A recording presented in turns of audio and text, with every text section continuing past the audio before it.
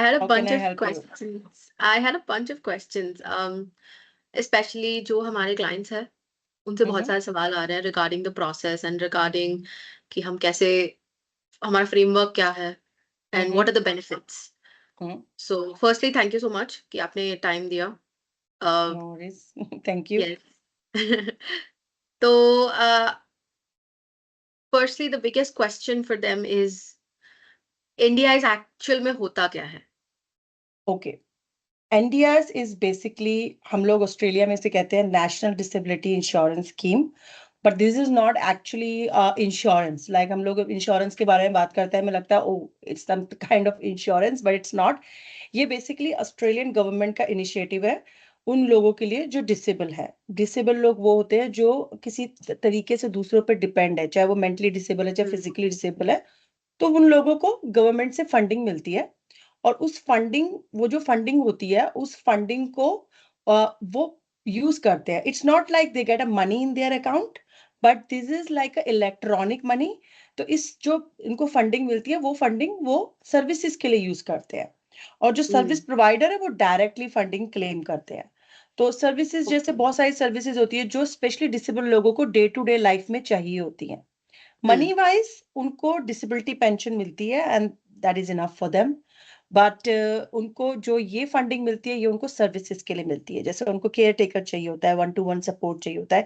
कई लोगों को नर्सिस की जरूरत होती है, कई लोगों को साइकोलॉजिस्ट की जरूरत होती है, कईयों को ऑक्यूपेशनल थेरेपिस्ट की जरूरत होती है, स्पीच की जरूरत होती है, फिजियोथेरेपिस्ट की जरूरत होती है.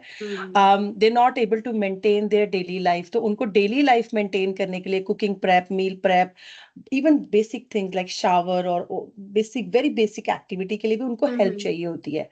तो ये फंडिंग उन सब चीजों को कवर करता है. ठीक है. प्रोवाइडर्स जो रजिस्टर्ड होते हैं एनडीआईएस के साथ, मोस्टली अनरजिस्टर्ड भी बहुत है मार्केट में, but I think government really want कि लोग ज्यादा रजिस्टर्ड हो. तो जो प्रोवाइडर्स होते हैं वो ये सर्विसेज प्रोवाइड करते हैं, और वो रजिस्टर्ड होते हैं मोस्टली एनडीआईएस के साथ, और वो आफ्टर सर्विस प्रोवाइड करने के बाद डायरेक्टली जो फंड है वो क्लेम करते हैं. ओके. ओके. ओके. तो यस. इसमें हमारी मतलब एज अ प्रोवाइडर उनकी ग्रोथ अपॉर्चुनिटी कितनी होती है? It's a very big industry. So wait a minute, I'm going to share my screen. So see, this is last 7-year data. So basically अगर आप देखोगे, this is $39.8 billion industry at the moment, almost $40 billion industry I would say. Wow. ठीक है.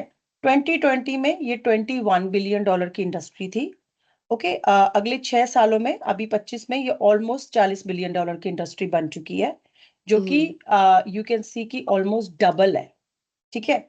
अगर आप participant wise भी देखो तो पार्टिसिपेंट भी ऑलमोस्ट हर साल अराउंड 100,000 पार्टिसिपेंट बढ़ रहे हैं.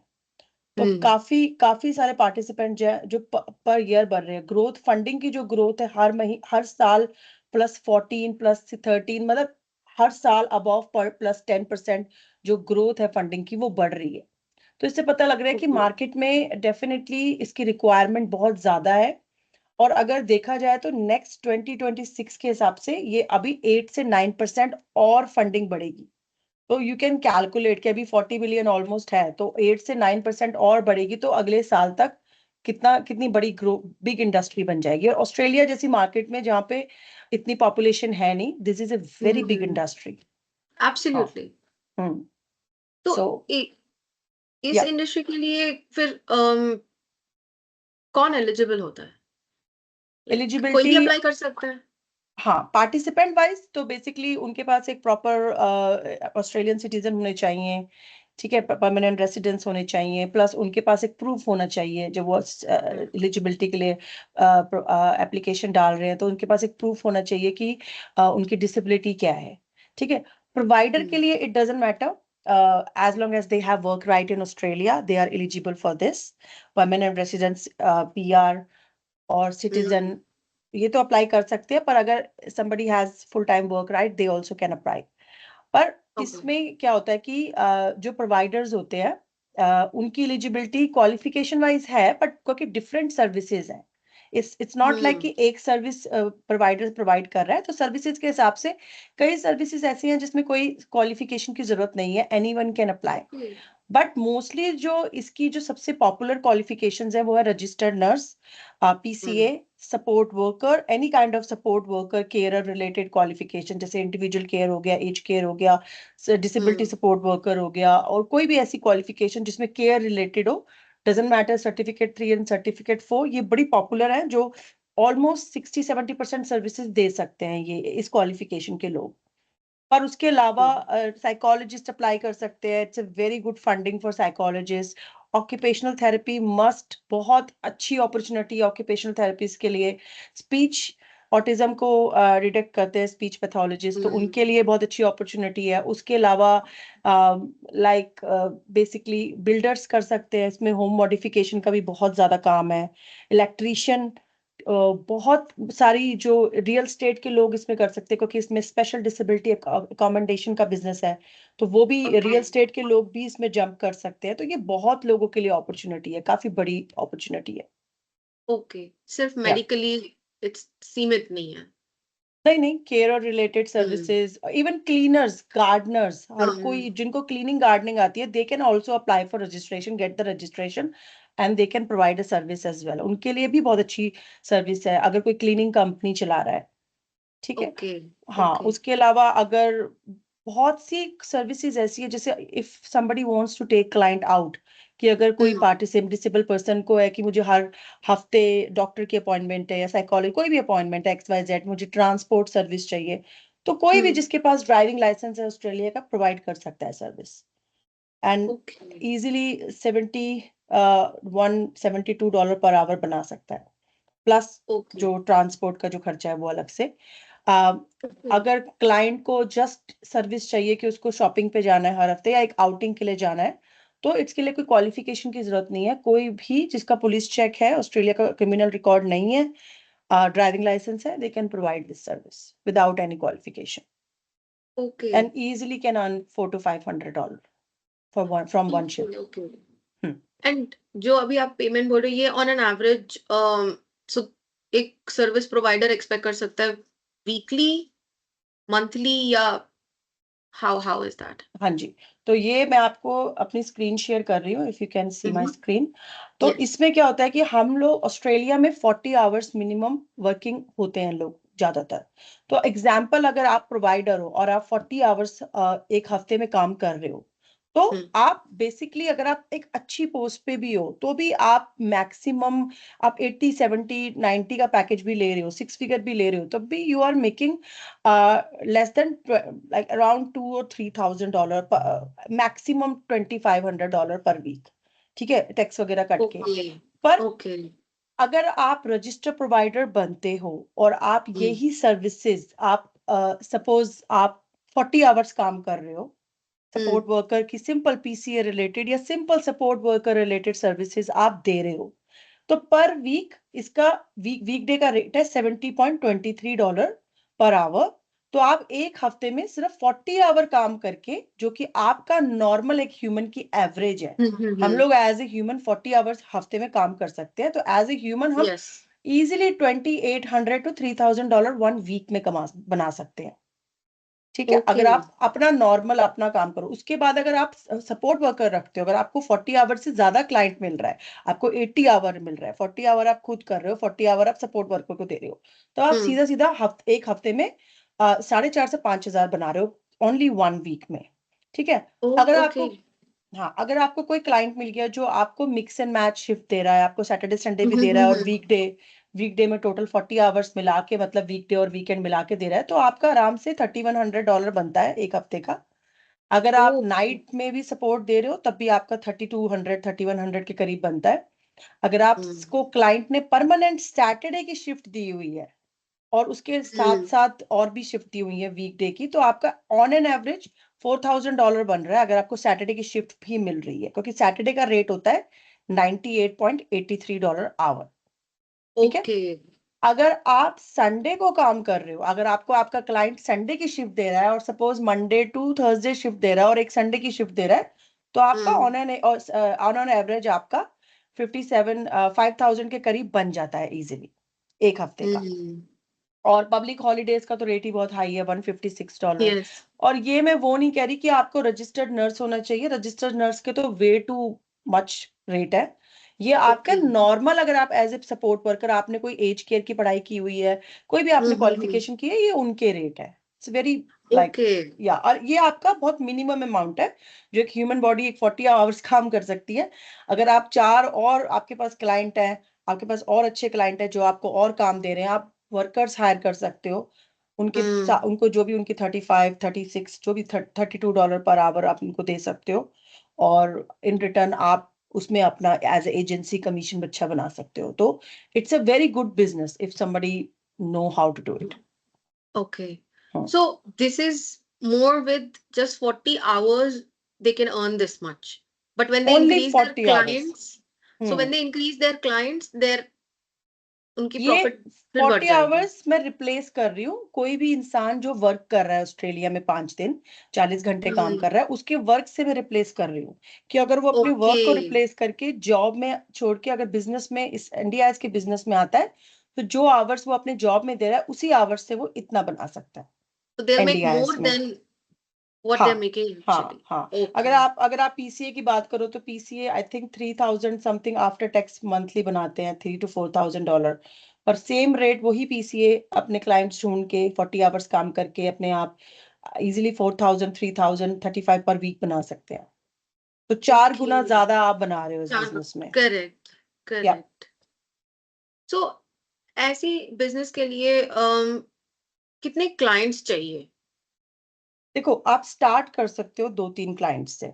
ठीक है, अगर आपके Okay. पास 2-3 क्लाइंट है, क्योंकि एक क्लाइंट आपको इजीली 15 आवर की शिफ्ट दे सकता है। मोस्टली जो क्लाइंट्स हम्म। को फंडिंग मिलती है 15 hour is a very normal funding per week, 10 to 15 okay. Our.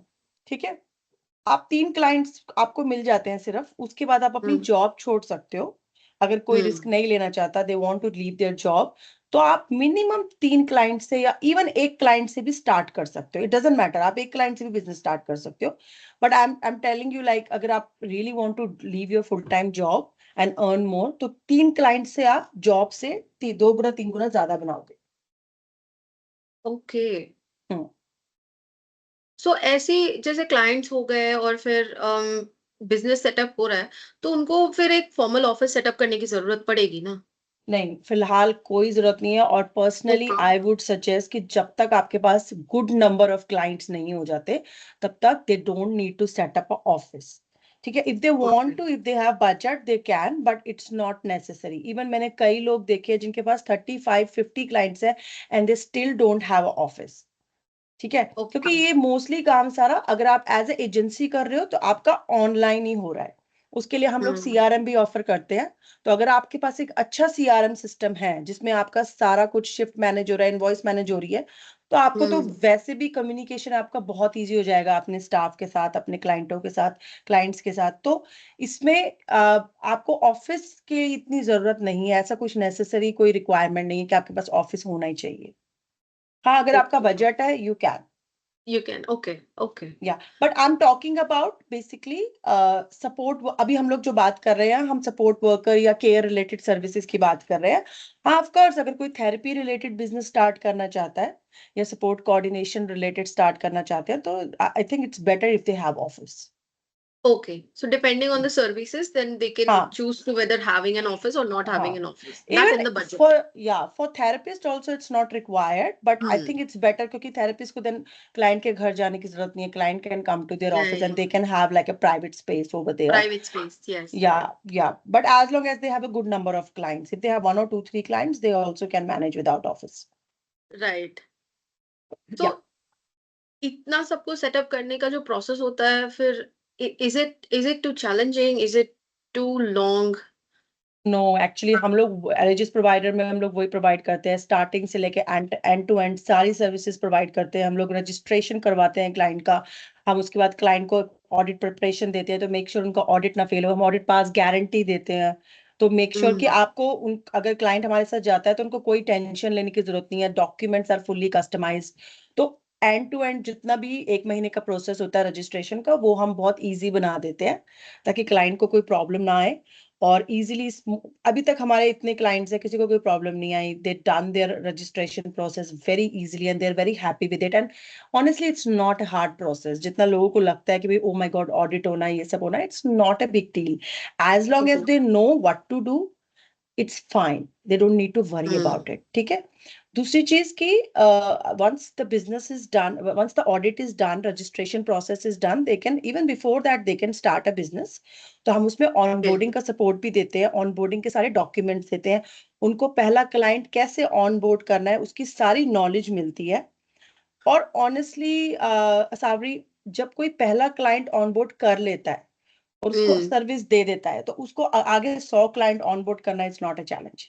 पहला क्लाइंट Absolutely. ऑनबोर्ड करना चैलेंज होता है, वो हम पूरा Yes. सपोर्ट करते हैं। अगर किसी का पहला क्लाइंट आता है, हम ऑनबोर्डिंग में सपोर्ट करते हैं, हम Hmm. पहली फंडिंग क्लेमिंग में सपोर्ट करते हैं, और एज लॉन्ग एज पहला सब कुछ स्मूथली हो जाए, तो उसके बाद वो 100, 250, 200 जितने मर्जी क्लाइंट्स को ऑनबोर्ड करें। Okay. Okay. So या इन क्लाइंट्स को एक बार लेट्स से कि क्लाइंट्स हो भी गए, उनको रिटेन कैसे करें? इज दैट पॉसिबल और are there any strategies that we share? I think client retaining की एक ही स्ट्रैटेजी है, गुड क्वालिटी सर्विस। ठीक है, आपको क्लाइंट्स को अच्छी क्वालिटी की सर्विस दे। In them what are the strategies for that?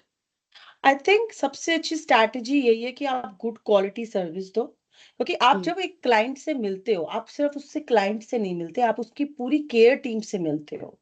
You connect with their support coordinator, you connect with their OT, जो जो उन लोगों के साथ काम कर रहे हैं, आप उन सब से मिलते हो, उन सब से आपका एक कनेक्शन बनता है।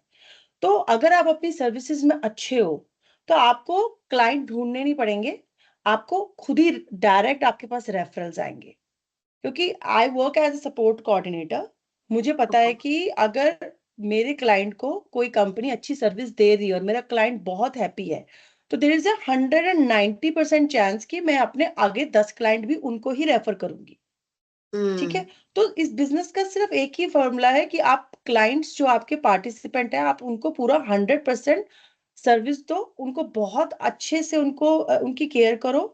यही इस बिजनेस को बढ़ाने का सबसे अच्छा तरीका है। पर इसके अलावा जब आप पहले फ्यू क्लाइंट्स ढूंढ रहे हो, तो उसमें हमारी जो हम लोग पैकेज ऑफर कर रहे हैं, इस पैकेज में एक सेक्शन है जिसमें हम लोग प्रॉपर एक ट्रेनिंग देते हैं, how you can find a client. तो लोगों लोगों को सबसे ज्यादा इशू ये होता है कि हमारे पास क्लाइंट्स नहीं है, हम पार्टिसिपेंट कैसे ढूंढें। तो I think they don't know how to find them. ठीक है, उनको राइट स्ट्रैटेजी नहीं पता, राइट रिसोर्सेज नहीं पता। People jump in to the Meta advertising straight away, which is not very good for the new new businesses. तो हम उनको ऐसी स्ट्रैटेजीज देते हैं, जो हमारा पैकेज है उस पैकेज में इंक्लूड है। उस पैकेज में हम वो स्ट्रैटेजीज देते हैं कि वो without spending too much money on Meta, वो कैसे एक ऑथेंटिक तरीके से क्लाइंट्स ढूंढ सकते हैं।